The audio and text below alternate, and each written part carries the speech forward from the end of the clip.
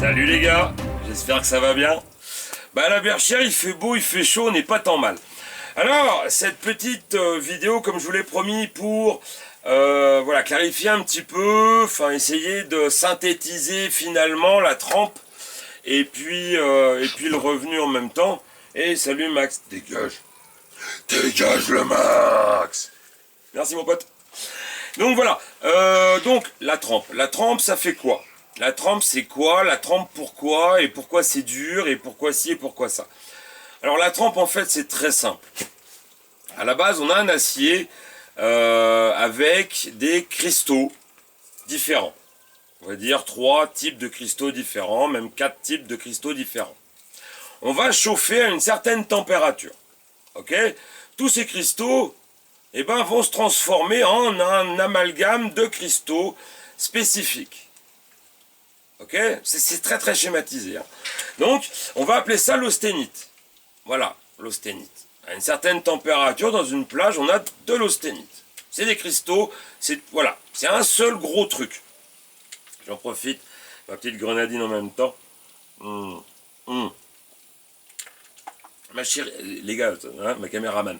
Ma chérie, si tu veux y aller, tu peux. Hein. Je me débrouille, hein, tranquille. Ok, merci papa. Je t'en prie ma puce, c'est un plaisir. Moi, coquine. Bien, donc, voilà, on a donc cette austénite. Ensuite, on va le refroidir. Le refroidir, alors attention les gars, quand je parle de refroidissement, on parle d'extraction de chaleur. On ne parle pas de choc thermique entre un truc froid et la lame. Ok, on parle bien d'extraction de chaleur plus ou moins rapide. Par exemple, j'ai cru comprendre, et ça je l'ai vu dans une vidéo américaine, donc c'est pas une source, hein, mais le mec dans la vidéo il a dit que par exemple l'aluminium extrayait la chaleur 100 fois plus vite que l'eau. Donc on en revient à tout ça, donc on a de l'huile, on a le goop. On a le goop, on va avoir une courbe de température de refroidissement qui va être comme ça. Ensuite, on a l'huile. Cette courbe va être un peu plus rapprochée près de la bac, ok? Un peu plus rapprochée. Ensuite, on a l'eau. Après, on a l'aluminium. Eh bien, lorsqu'on va faire une grande courbe, on a une zone là qui n'est pas très très bien, où on va recréer des autres cristaux qui ne sont pas super top. Donc, on va dire que la courbe du goop, par exemple, c'est une extraction de chaleur rapide, lente, j'ai dit lente. Oh, j'ai dit lente. Bon. Eh bien, dans cette courbe, elle va passer par un état où on va avoir une recréation. Je ne sais pas si c'est bien français, recréation. Ouais. Une restructuration de nouveaux cristaux qui ne sont pas très très bien pour nous, les couteliers. Donc, on a ça. Ce qui va nous faire une lame plutôt molle, une trempe plutôt molle. Ensuite, on va avoir l'huile. Je ne parle pas des différentes huiles. On prend l'huile en général. Donc l'huile, on va passer par une autre courbe, un peu plus rapprochée encore de la bague. Donc là, on va peut-être recréer quelques petites molécules, quelques petits cristaux, pardon.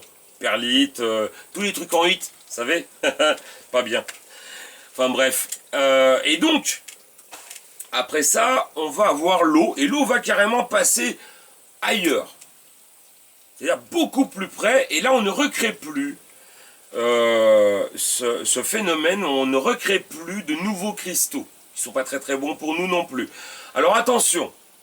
Ça, c'est très général. Il y a des aciers qu'on va tremper à l'eau, d'autres qu'on va tremper à l'huile, certains qu'on ne pourra pas tremper à l'eau, d'autres qu'on ne pourra tremper qu'à l'eau.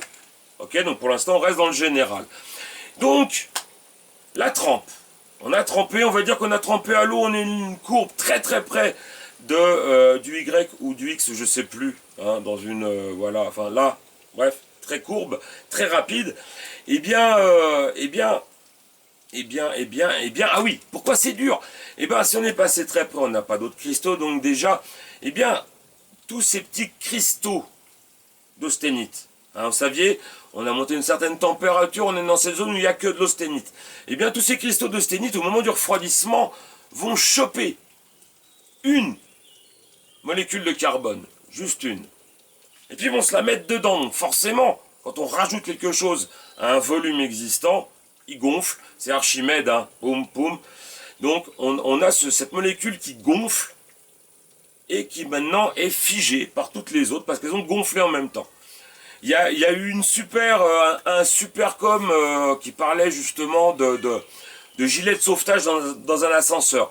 Un ascenseur réservé pour 8 personnes, vous mettez 10 personnes. Les gens peuvent quand même un peu bouger. Ça, c'est l'austénite. Et puis tout d'un coup, il y en a 9, ils sont comme des courbes à tir sur les gilets gonflage, pouf, ils prennent du volume. Et là, pouf, et ben les gens, ils peuvent plus bouger, ils sont pas bien. Ils sont stressés un peu parce que le copain il est trop près, il peut pas respirer, tout ça. Enfin bref, donc voilà, vous avez, au moment du refroidissement, et ben ce gonflement de l'austénite avec son petit molécule de carbone qu'on va maintenant appeler martensite. Voilà. Et donc, eh ben, cette lame, elle n'est pas resserrée. Elle ne s'est pas figée comme nous on fait quand on va se crisper. Non, elle va gonfler. En fait, le phénomène de casse à ce moment-là, c'est un phénomène d'explosion et pas d'implosion. Voilà, donc de l'explosion. Et puis en même temps, eh bien, ce passage de température très haute à une température très basse très rapidement va enlever les liens qu'il y a entre pas les molécules, il faut que j'arrête de parler de molécules, mais allez, aidez-moi, dis-moi, je l'ai sur le bout de la langue. Là, tu vois, là. Les cristaux, ouais, les cristaux. Donc, eh bien, il n'y a plus de lien entre ces cristaux parce que c'est tout gonflé. Et puis, bah, les liens, ils ont un peu disparu. Donc, à ce moment-là, la lame, elle est très dure, mais elle est aussi cassante. Voilà, parce qu'on n'a plus ces liens qui vont permettre de retenir un petit peu les cristaux entre eux. Donc, on va passer à la phase de revenu. La phase de revenu va permettre de faire une légère montée en température et ben, ces phases qui sont un peu bombées, tout ça, elles vont tout doucement un petit peu revenir. Et puis il y a le carbone, il va se déplacer un petit peu. Il va aller chercher son copain qui est dans le cristaux d'en face, etc. C'est très schématisé encore une fois. On est bien d'accord. Donc ça nous fait des petits filaments. Voilà pourquoi leur venue. Ces petits filaments vont maintenir justement une résilience, une élasticité entre les autres cristaux. Donc voilà pourquoi, eh bien, on va faire les revenus. Alors, tout ce que je viens de vous dire, c'est ce que moi j'ai compris en lisant vos lignes. Alors oui, je me suis fait un peu discret, tout simplement parce que moi aussi j'apprends cette chose-là en même temps que vous. Donc, j'ai peut-être raconté des bêtises. Si jamais j'ai raconté des bêtises pendant cette fabuleuse vidéo à l'ombre de ma tonnelle, eh bien, je vous serais gré de me faire part de votre correction en commentaire, juste en dessous, là. Ouais, là en bas, ouais, voilà, ok. Mais de la bonne manière, de manière à ce que ce soit compris par tout le monde. Voilà. Donc à côté de ça, bah les gars, je pense que je vous ai tout dit à propos. Maintenant, moi ce que j'aimerais vous proposer, ce serait qu'on puisse parler un peu plus profondément au niveau revenu, et justement en parlant de certains aciers. Donc dans les commentaires en dessous, dites-moi quel acier vous voudriez qu'on puisse développer. Pourquoi un revenu? Pourquoi deux revenus? Est-ce qu'un revenu d'une heure est différent d'un revenu d'une demi-heure? Est-ce que...